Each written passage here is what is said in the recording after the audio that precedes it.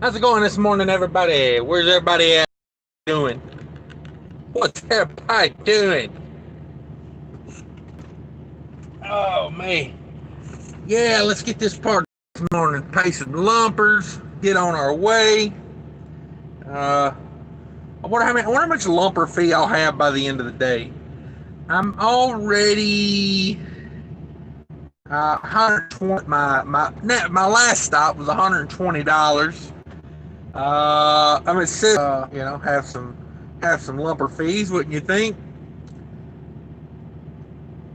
Yeah, man, lumpers. Hey, what's up, brother? Yeah, most of the time I don't mind lumpers. You know, the lumpers I don't really like. I don't mind lumpers per se. They do unload the truck and sort it. I probably wouldn't get near the live shows then. Probably wouldn't get near the live shows. So I am currently. Let's see. I did one, two. This is my third stop. I got one more I got to do. I got one more stop I got to do today, and then three more tomorrow, like early a.m. Like early, like uh. So yeah, yeah. I've already completed three. This will be the third stop. We're in a door. You know me. I like them multi stops, man. The more stops, the merrier. I always say.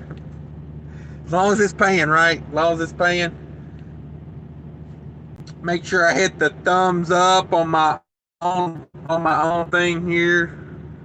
There we go, thumbed up. Um, but and then drop it, and then just throw it in the floor. Oh man,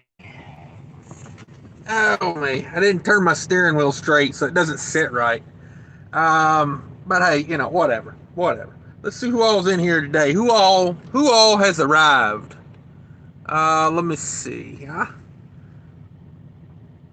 Yeah, man, transport in the house, lumpers. Yeah, I don't mind them. Like I said, uh, that last one, they just took forever to get to it. Like I said, the last one for 4 hours, my last stop, Capstone Lumpers. You gotta love it when it's Capstone. I like the digital thing they're doing, but other than that, Capstone's kind of Um, but I sat there for 4 hours. It took them about an hour to unload it and sort it. It took them 3 hours to get to me. DIY Semi in the house. What's up, brother? He says it's really early. Yeah, yeah. I figured I would knock out alive. I mean, hell, I'm full of Red Bull and Rockstar Energy, so I figure why not? Why not? Uh, I'm already at my third stop for the day. Got one more. Luckily, I'm gonna tell you right now, this don't happen. I showed up at Cisco. I showed up at Cisco about 3 hours early, and they put me right in the door. Right in the door. They didn't say go away, come back later. Man, this Cisco's in a bad spot though, aren't they? Aren't most of them? This one's right by the airport. Like y'all probably hear the planes landing all morning while I'm sitting here. I'm right next door. The guy beside me over here looking at me like I'm crazy. I'm like, what? You don't do 5 lives a day on YouTube? Appreciate you coming in, DIY Semi. Everybody check out DIY Semi channel. I'm learning things over there. I'm learning things. Good reminder on draining the water, especially this time of year. Anytime you have seasonal changes, I find when it goes hot, cold, hot, cold, hot, cold outside, you get a lot of condensation in your tank. So, after you said that, I got out there and I drained mine while I was at Walmart yesterday waiting to get unloaded. And wasn't too bad. Wasn't bad. I had some sediment in there, though. There was definitely some like little chunks of something in there. So I'm glad I drained that off. Not a whole lot of water in there, though. I felt pretty good about that. Of course, I just had an oil change and fuel filters changed out. So just turned on my utility light. Let me turn that off. Georgia, yeah, we love Georgia. Captain Flatbed in the house. What's up, Captain Flatbed? He says, damn, I rode up on an officer involved shooting on the highway just below Jackson, Tennessee. Damn, that's going to be a minute. I'd encountered a wreck right before I got here. Actually, my GPS took me on the the dumbest route you could ever imagine. It was a clover leaf intersection, and instead of getting off of 285 and getting on Riverdale Road, it had me come up 85, go around 3 of the loops on the clover leaf, and then come back south and get on River. And I was like, what the hell was the point of that? You know, did your GPS ever do that to you? But anyway, on one of the clover leaves, some guy had drove his pickup truck up the embankment behind the guardrail, and the tow truck looked like he was having a real fun morning trying to dig that guy's pickup truck out of the, trying to dig that boy's pickup truck out of the weeds. So, and the cop had to stop traffic to let me out because I pretty much had to go sideways on the freeway, or this wasn't a freeway, sideways on the road. I guess it was a freeway. Yeah, that was 85.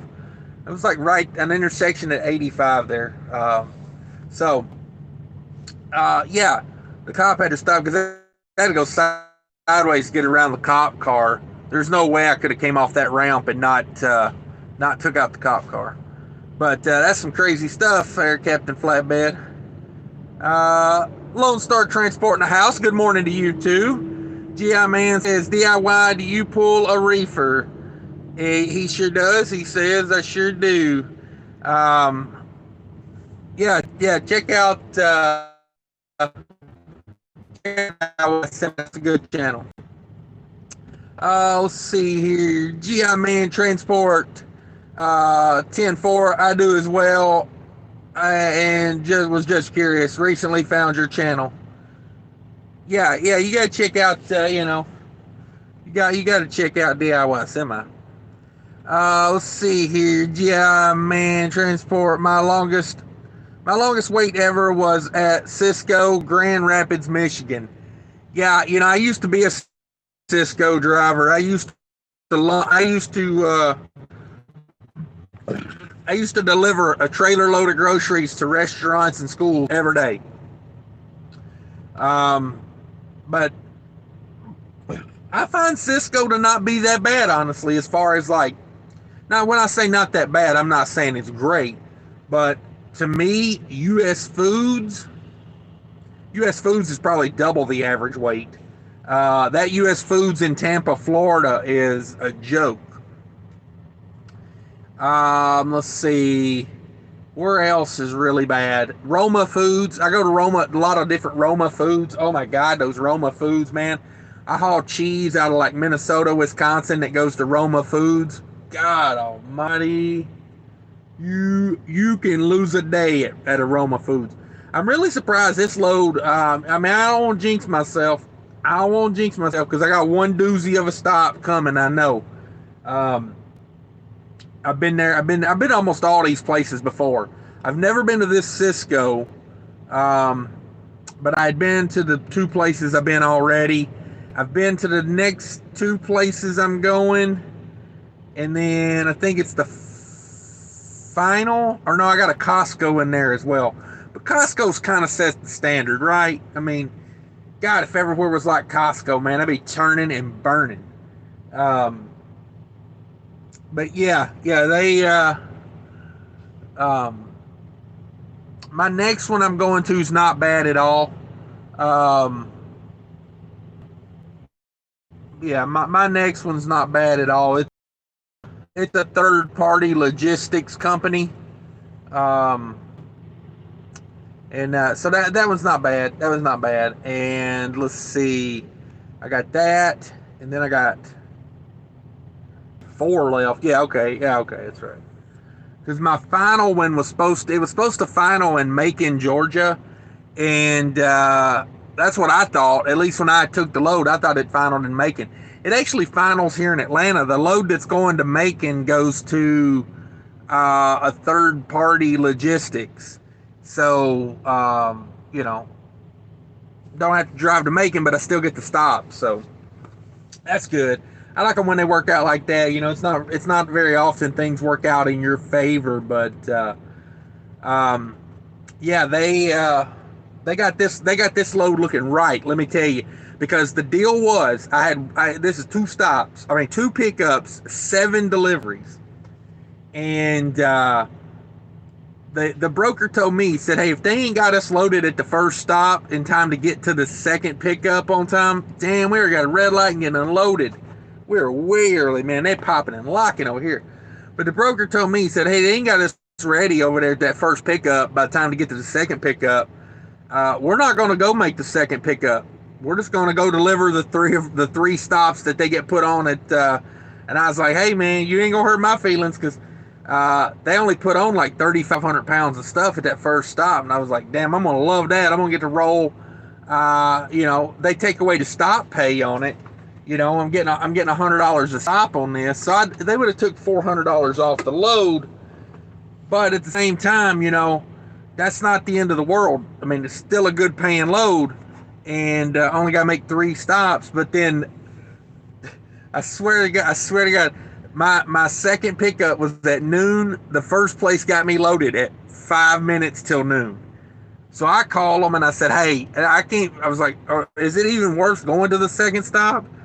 And the broker was like, no, they're not going to load you because you're going to show up like 30 minutes late. And I was like, that's what I thought. And so like as I'm closing the doors, getting ready to start, ham boning to Georgia, he calls me and says, hey, you mind going over there and trying to make that pickup? And I was like, yeah, no, don't do that to me. But, I did it. And I'm glad I did, because he called me back and he was like, hey, he's like, considering they're going to hold you up at the next stop for like 4 hours, he's like, you're only going to have like 21 hours to get to Georgia. And, he's like, I'm going to call the customer and I'm going to tell them the position, they've put you in.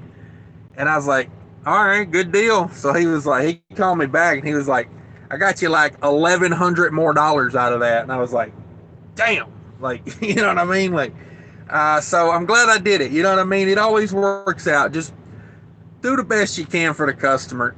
Sometimes you get it back, sometimes you don't. But I was blown away, man. I was blown away. I was like, the load was already paying amazing. You know what I mean? The load was already almost $450 a mile.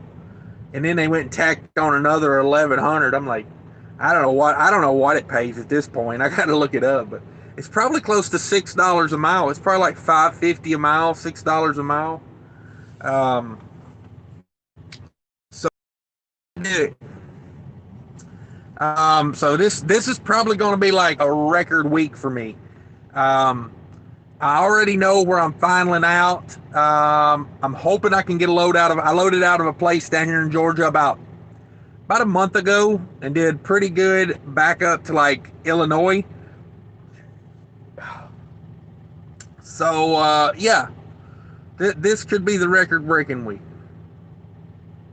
My previous record was 10,200 in a week. So yeah, I mean, I'm a pretty good chunk into that, and I'll be empty tomorrow. So I'll probably be reloading Wednesday. I'll have Wednesday, Thursday, Friday. I picked this load up on Saturday, so I'll still have Wednesday, Thursday, Friday, part of Saturday. So 3 or 4 days. It's looking pretty good. Let me see where am I at. Captain Flatbed says, I've been sitting here 2.5 hours so far, only 50 miles from first drop. So much for being there first. Yeah, it don't sound like it's going to work out too well for you. I've already got a green light, guys. I've already got a green light. You know what I'm saying? Like, I only have 1 pallet coming off here. When you've got 7 stops, they're I like these loads because you get paid for all these stops and the extra miles, but at the same time, like I went to Walmart, was my first stop yesterday. 2/3 of the freight and the weight came off at Walmart. And then, so I got to run around and do the other 6 deliveries with like no weight on the trailer. My second stop, like half of what was left on there, so they keep like having the weight every time. So my last, I think the last three stops are not even like 2 or 3 thousand pounds on there. I think like 30, maybe 3,500 for the last. It's crazy. I mean, some of these weights are like, I don't understand why they would be willing to pay the, why they're even willing to pay the stop pay to deliver this. So my next stop's 2,800 pounds, and the one after that is 1,100 pounds. Another 1,100 pounds. 1,300 pounds. And 1,200 pounds. All right, so pretty lightweight here on out, like 1,000 here, 1,000 there. I guess my next stop's the next biggest, 2,800 pounds. We're gonna be getting this one done. I hope. Let's get it done. You know what I'm saying? So let's see here. Yeah, that's a bummer, Captain Flatbed. I tell people that's why you got to get paid as a truck driver, because it's too much out of your control. Like stuff like that, man. It just kills your day. Because now you show up, there could be a couple trucks in front of you. Like before you know it, you're 3 or 4 hours easily, 3 or 4 hours behind where you started today. Let's see here. Where am I at? Okay. G-Man says, for those of you who pull reefer, how many times do you have a broker ask about the age of your trailer being less than 10 years old? It depends on, like, I don't know. It depends. Like, because a lot of the freight I pull is like, it's like not really direct customer, but direct broker. You know what I'm saying? Like, it's not spot market. So I would say spot market freight, if I just did spot market freight, I would say about maybe 1 in 10. Maybe 1 in 10 ask anything about the trailer. Most of the time, if they're asking about the age of the trailer, it's like an ice cream load or, a frozen food load. But, I try to stay out of the frozen food, and I try to stay out of the, it's got to pay really well for me to do that. That's a lot of risk, and so no, it's I don't get it very often. Let's see here. DIY semi says, GI man, they rarely ask, but it's on a lot of rate confirmations. Yeah, I've had a few ask me about age of trailer, or I've had a few ask me about condition of the trailer, like holes in it, or like like stuff like that. I just want to make sure it's a decent trailer showing up, but I can't remember the last time. I'm trying to think. It's probably been 6 months since somebody asked me about the age of the trailer. So, yeah. That's my experience as well. My trailer is 2014, so I'm good. Thanks. Empty, or -5 empty. Because a lot of times in the temperature. So, yeah. Sometimes that can be a little bit of a pain. And ice cream loads. Like, I don't think I would pull an ice load -20. Now, when winter rolls around, bring on the ice cream. You know what I mean? when you're in the upper Midwest and it's colder outside than it is in the trailer, yeah, bring on the ice cream. But yeah, I don't think it's that big a deal. You kind of got to know your equipment too. If you got a trailer that's 10 years old or so, you just stay away from those, -10-degree loads. And, I sent a guy this morning, he had a trailer. He was in front of me at my last stop getting unloaded. His trailer was probably, just by looking at the electronics on it, He probably had like a 10, 12-year old trailer. It had like that like early to mid 2000s like electronic look to it. But it's a grocery load, so it's like not that hot outside right now. Yeah, the humidity gets them. I know this one's been running a little harder than I expected it to run, but it's because it's so freaking humid out here, man. Um, yeah, mine just cut off. Start and stop. It even works in the door. But that McLean this morning, boy, they kind of made me mad. They had some rough looking uh, rubber around the door, and they made me sit there for 4 hours. I'm like, I don't know how well that's like insulated. I feel like that trailer ran almost the whole time, and it was humid. I don't appreciate that. Frogly, good morning, sir. Thank you for coming in. Appreciate everybody coming in. 11 in the house, 5 likes. Hit that like if you hadn't hit that yet. I don't know how long I'm going to be here. I only had one pallet. Like I said, it was not a lot of weight. I think this was actually one of my smaller stops. It was only like 900 pounds. And if I'm not mistaken, it was just one product. I think it was just one product. So I don't know if it was multi-size or not. I don't know if it came like it was canned. It was canned food that had to be refrigerated.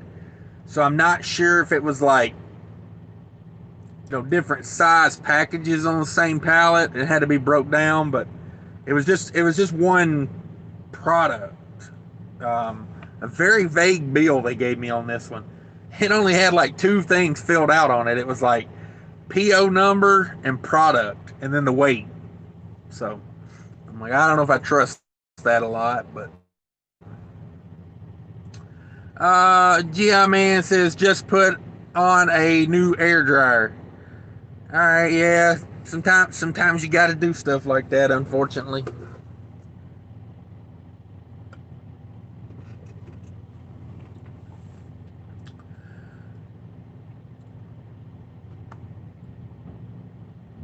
Let me see. GI Man Transport says, and the heating got shorted out a month later. It popped the fuse for the warning light circuit. Was a tough short to find. Yeah, I hate electrical problems, man. They are bummers, like straight up bummers, because it can get expensive chasing down electrical problems. Let's see. Captain Flatbed said that would suck to just burn fuel and hard on equipment. Yeah, I was pretty bummed that they made me sit there for 4 hours. Like some places get it. Like I know. Speaking of ice cream loads, whenever I was doing ice cream loads pretty regularly, they're very aware of what you're hauling and how sensitive it is. So they'll unload the product. You can pull forward, shut the doors, and then they'll sort it and count it and do whatever they got to do. They did not do that at the place I was at earlier. They like, back into this door and then sit there for 4 hours. I was like, dang, man. I mean, like the trailer cut off a couple times. It held temperature pretty good, but it's just rough, sitting there in a rough dock door. Needed new padding around it to help hold the seal. But I don't know. They went in there one time, and we got a green light now. So I'm waiting on a phone call or somebody to come in here and tell me how much this is. I've already got the I've already got the EFS ready to go. I mean, I ain't filled out the check yet because I don't know. This being Cisco, I kind of figured it might be capstone. I thought we might do it electronically, which I appreciate. I really do. I appreciate the electronic. It's much better than having to fill out a check. I mean, we need to just take that out of the driver's hands and not make it, because I hate having to remember to get checks, like, and they treat those checks like they're freaking gold. Got KLLM here doing the 5-mile-an-hour crawl. Don't get in a hurry. Don't want to start that. Not sure what he's trying to accomplish here. But yeah, let's see here. Captain Flatbed, yeah. Fuego Moto Builds. What's up, brother? He says, was up from New Jersey heading to Fairless Landfill, pulling waste. Oh, all right. How's that? How's that pay? How does that pay? Hauling waste.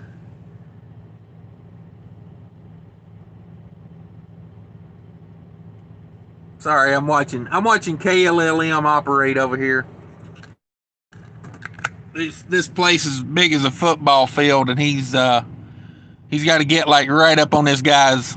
Got to get right up on this guy's equipment here, like. Oh, you're making me nervous. Oh, you're making me nervous. Let's see here. Trucker Josh says he's trying to stay in the sleep off duty on his logs. Yeah, he doing that crawl. Doing that crawl.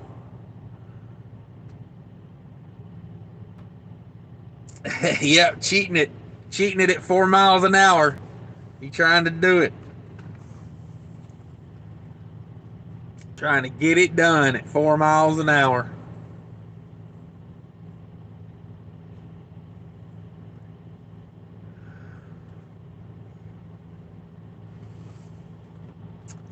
So where's everybody else at today? Y'all out there making money? I'm hoping to be emptied out tomorrow night, and then I need a load. I got to make a call because I got to remember who I got that load from like a month ago. I got a load out of, I think it was Columbus, Georgia. I'm going to be down there in that area. And I got a load out of there a few weeks back, maybe a month ago. Really good load. It was like, I don't know, it didn't pay super great, but it had a really quick delivery time on it, and it only weighed like, I don't know, 20,000 pounds maybe at the most. And it loaded quick, you know. As long as we can do everything quickly. Hang on a second here, fellas. Is there anything on that? All right, I appreciate it. Yeah, what you gonna get? 1,000? Yeah. We are. All right, good deal.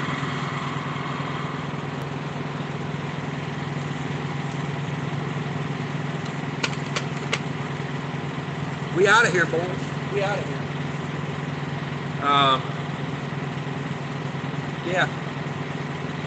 Yeah, we out of here. We are out of here.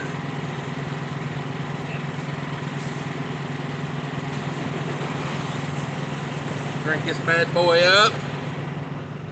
Get it ready to roll. Gotta get my shoes on.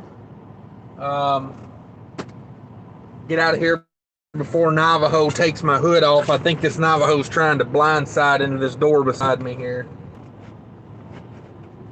That is not where Oh, I'm pinned in. Oh, I'm pinned in, damn it. This Del. Alright guys, trying to get this door right here beside me, so I'm gonna get out of here because I don't like that angle he's got on that. So I'm gonna try to maintain my mirrors for at least the rest of the day, and I appreciate everybody coming in. Please take care of yourself.